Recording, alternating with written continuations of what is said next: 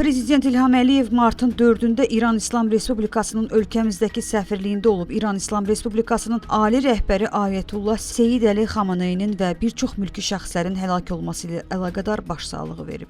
İran İslam Respublikasının ölkəmizdəki səfiri Müştəba Dəmirçulu dövlətimizin başçısını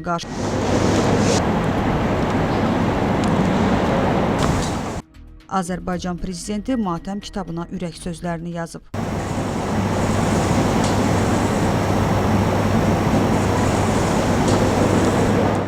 Sonra dövlətimizin başçısı səfirlə söhbət edib. Prezident İlham Əliyev İrana səfərləri zamanı Ayətullah Seyid Əli Xameneyi ilə görüşlərini həmişə ən xoş təəssüratlarla xatırlayacağını deyib. Müştəba Dəmirçulu səfirliyə gələrək başsağlığı verdiyinə görə Azərbaycan prezidentinə minnətdarlığını bildirib.